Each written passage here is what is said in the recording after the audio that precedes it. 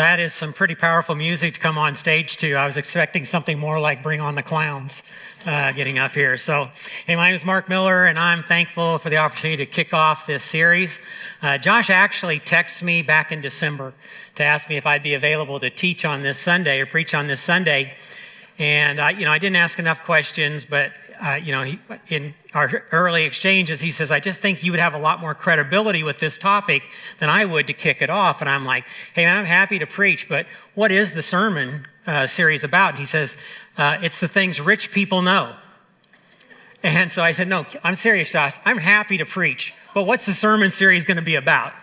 And he's like, no, it's what things rich people know. And I'm like, oh, man. First of all, I don't see myself as being rich, and I don't know that I know any secrets. And then you have time, you pause, you reflect, and you recognize what God has done in your life. For the last 20 years of my life, I've traveled all over the world. I've been in 38 different countries, and I've seen the wealthiest and I've seen the poorest in this world, and I recognize that maybe I have seen some things. There have had some things in my life that equate to what it looks like to be rich. And I was thinking about this global perspective and recognizing that around the world, the average annual income is $12,000. Okay? Now, there's very few of us that are working full-time jobs that make $12,000 kind of stuff. But around the world, that is the average income. And in fact, in the United States, if you have a combined household income of $100,000, you're among the 10% of the wealthiest people in our world. If you have $100,000 combined income in your household, you're the wealthiest 10% of the people in the world. So that kind of sets the stage for what it looks like to talk about the things that rich people know. Another kind of principle there, just to give perspective, is that the average U.S. income for an individual is $70,000. So that sets the stage there. If the average income for an individual is $70,000, it kind of creates an understanding of what it looks like compared to $12,000 in the world, $70,000 per person in the United States. Now, when we think about the things that rich people know, probably would serve us well to talk a little bit about the differences between being rich and being wealthy.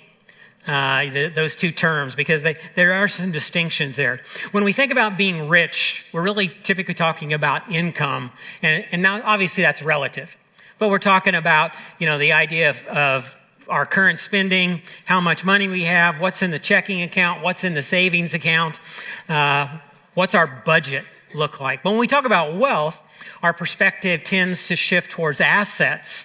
And we look at those assets more in terms of retirement funds and IRAs and, CDs and that kind of stuff that have an impact upon our future security and stuff like that. So when you think about riches and wealth, those are the distinctions. However, for our purposes this morning, I will use those terms fairly intertwined because they're close enough. They talk about the same things. The root of both of them is in the same place.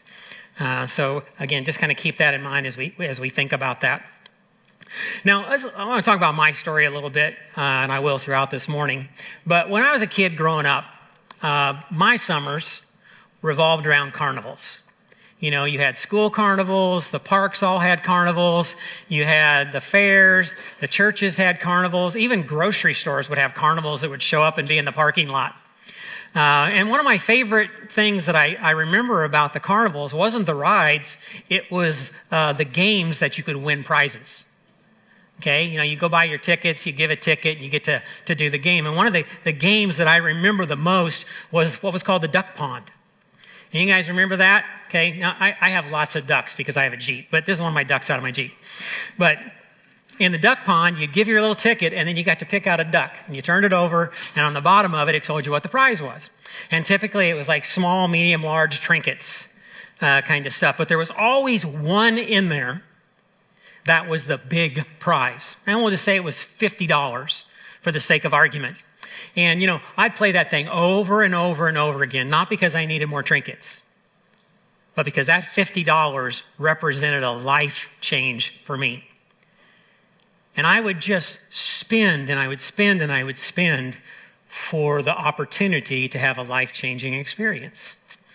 You may see some correlations there to your own life sometimes. The spending and the spending and the spending with the idea, or the pursuing and the pursuing and the pursuing with the idea that this one moment in my life might change everything.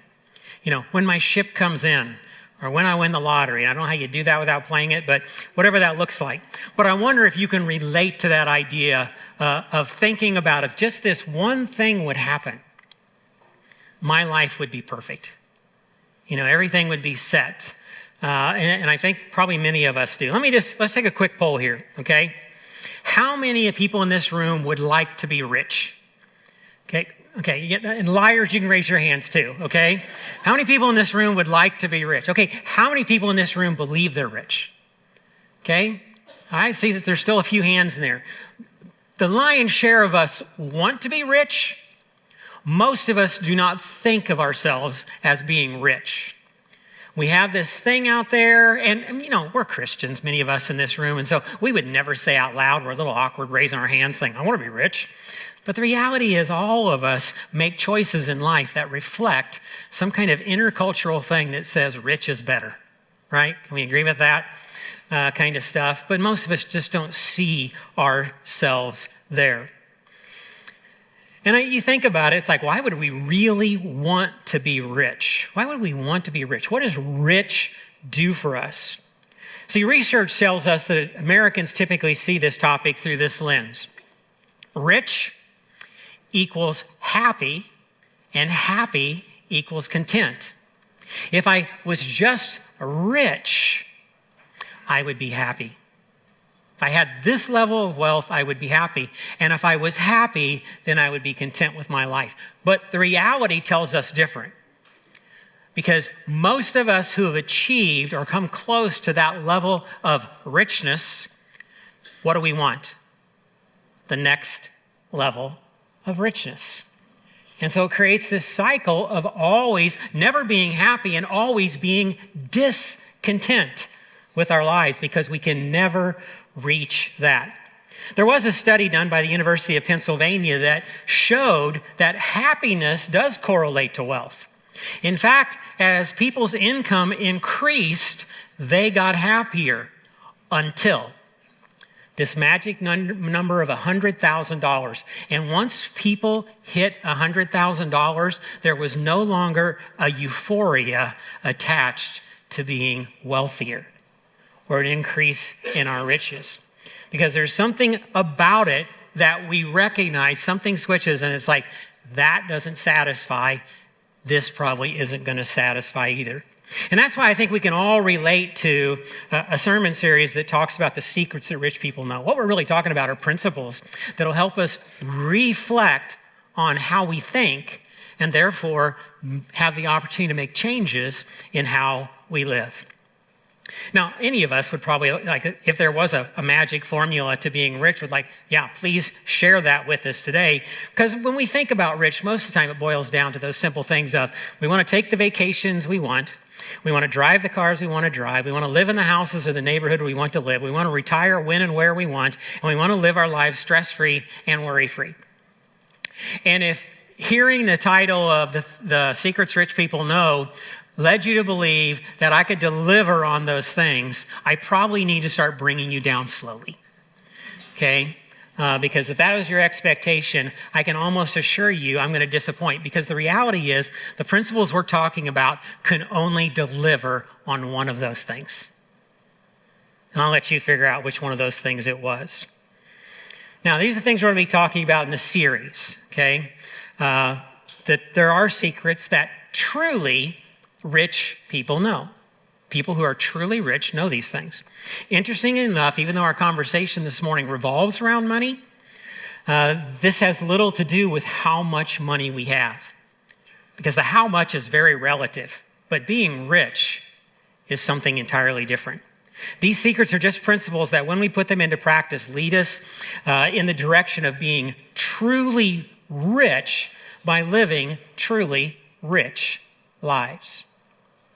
So that's where we're headed this morning. The thing is, we really don't need to talk about the secrets of rich people because, believe it or not, most of us are already very wealthy. Now, here's a great statistic. If we go back to the $70,000, okay, if we go back and think about the $70,000 a year, if you've made $70,000 a year for a period of time, after 15 years, you would have become a millionaire. Okay? So just think about your income. Now, if you made more, it took less. If you've made less, it's going to take a few more years. But the reality of us, most of us in our lifetime who are wage earners are going to see $1 million slip through our hands. Some of us are on our way to our second or third million. But we're going to see those slip through our hands because, that idea of, well, I made my first million when? Most of us don't realize we made our first million because we don't have our first million. We've made choices that have seen that go the wayside. And so just recognizing that the choices we've made in life, that they could have been good choices, but they could also be waste, have impacted that. Now, what are some of the telltale signs of being a wealthy person? Buying things you already have. Okay? I don't know what the list would be. It could be a phone, and you already have one that's working perfectly fine. It could be a car that's great, kind of stuff. It could be a new house. It could be any number of things. You need a new air fryer. I don't know what it might be, but it's just buying things you already have, whatever the reason.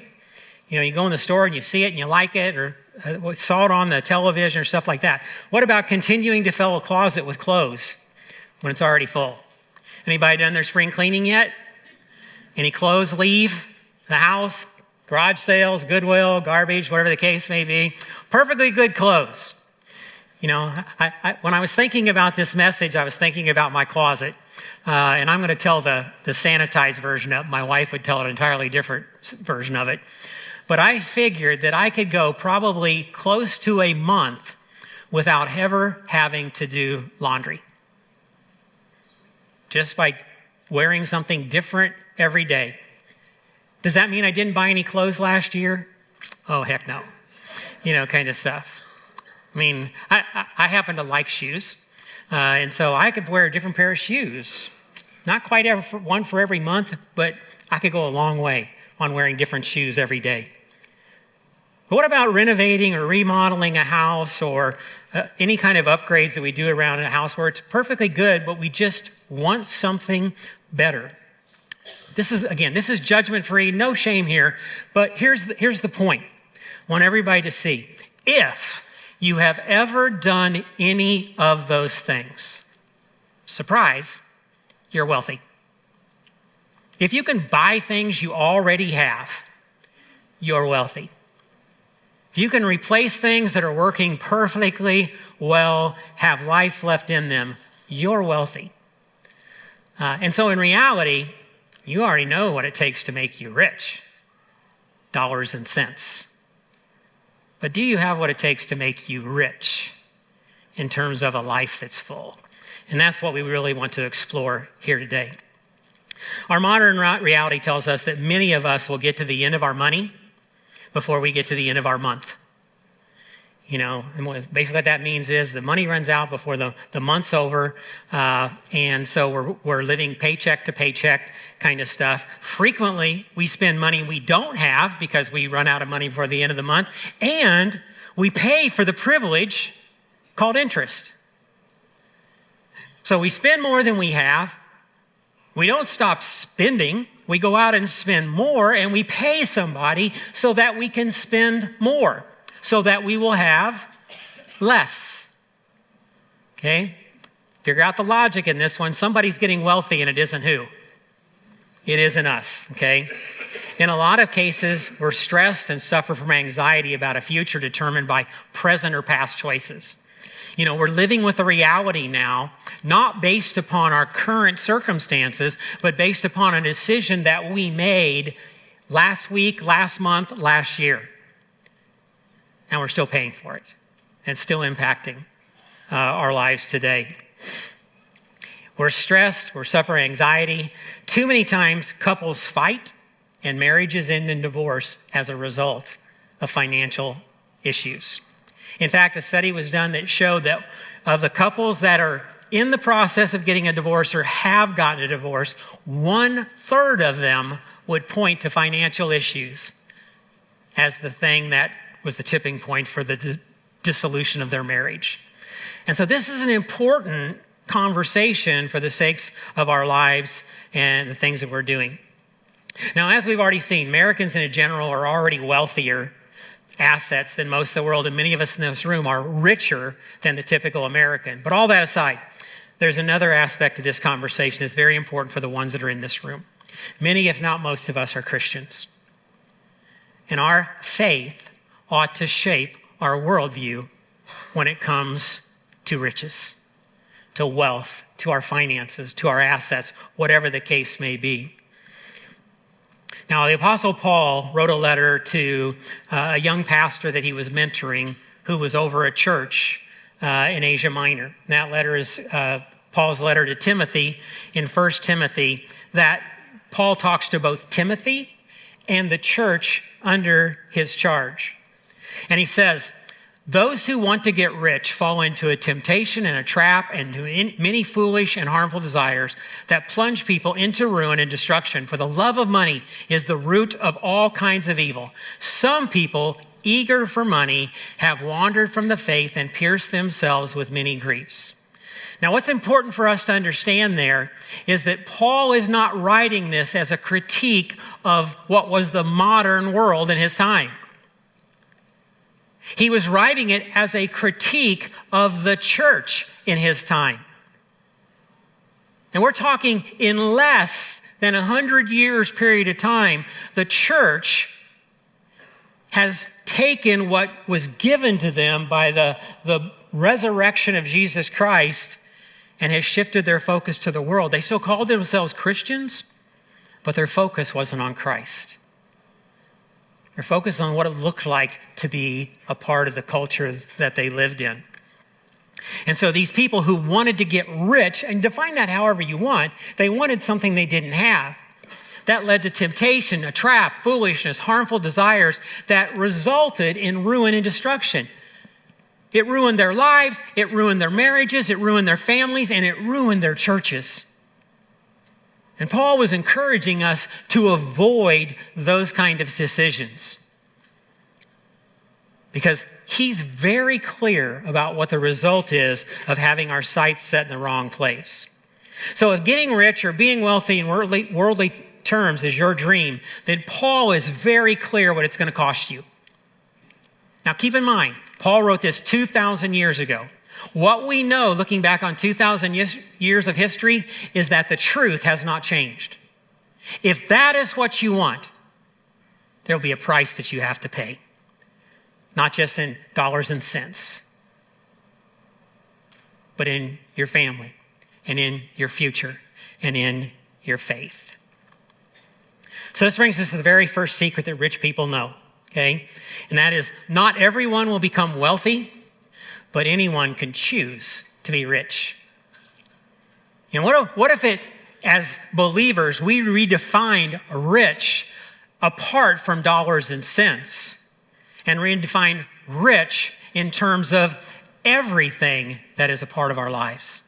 If we took an account of all of the blessings that we had and that became a part of our balance sheet.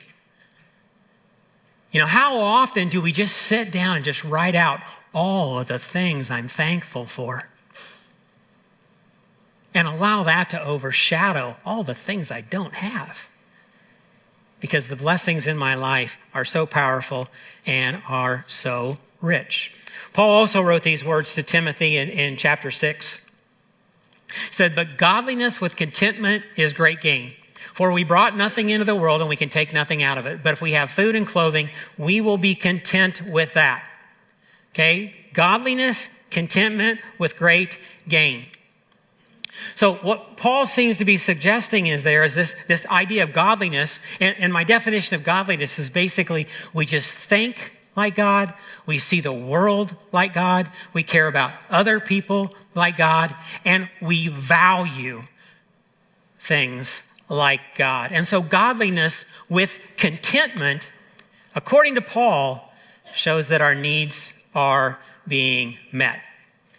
You know, we brought nothing into this world, that whole thing, you can't take it with you and you go. We brought nothing into this world. We're going to take nothing out. And here's the deal. I get this. I understand this. I'm at that age where it's like, yeah, I don't care if I have anything left the day I die. I just don't want it to run out before then. Okay?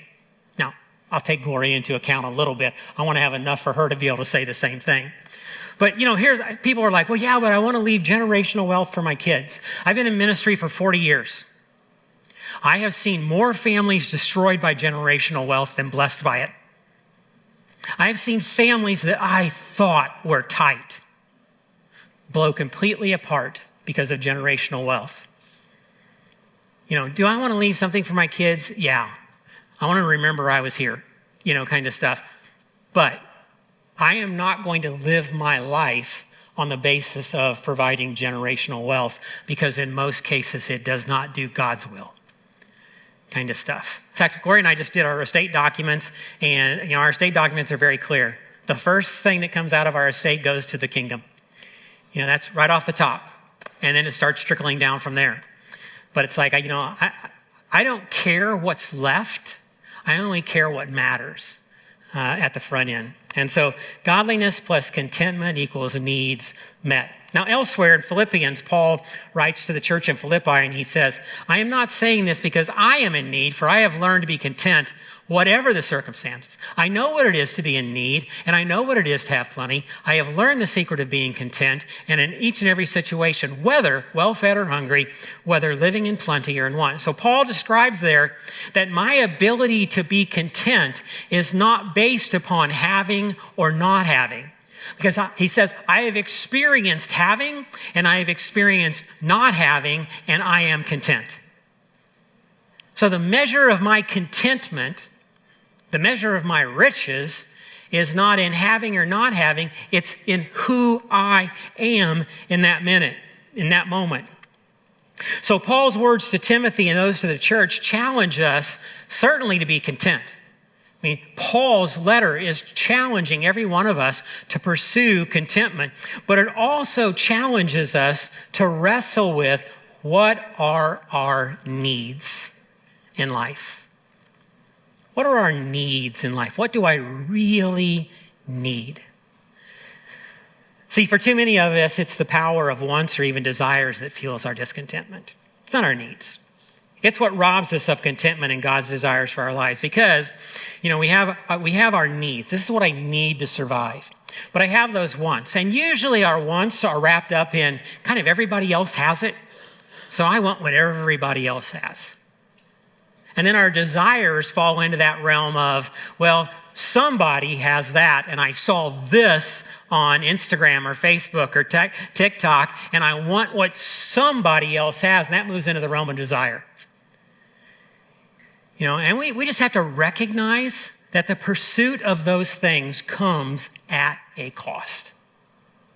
And that cost is almost always relationships. It's almost always relationships.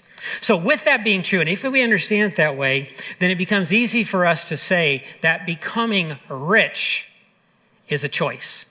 Anyone can choose to be rich. You just have to define what rich looks like. I want to ask you something. I just want to plant this seed here. What would it look like for you to leave here today with a declaration in your heart, I have enough, and allow that to shape your future? That's the whole idea of just drawing a line in the sand and saying, today, May 25th, 2025, I have enough. And it's going to shape every decision I make from this moment in time forward. Because I think we can get to a place where we recognize that we do have enough. The second secret that rich people know, no amount of wealth will make you rich if you are discontent with your life. If you have discontentment at your core, there is no amount of wealth. More is never going to satisfy. Because more always begs for what? More. More always begs for more. And so if discontentment is at your core, you are never, ever going to be rich. There's no amount of wealth that can make you rich. So what does it look like to reshape our minds? Again, going back to 1 Timothy chapter 6. Command those who are rich in this present world not to be arrogant nor to put their hope in wealth, which is so uncertain, but to put their hope in God, who richly provides us with everything for our enjoyment. Okay?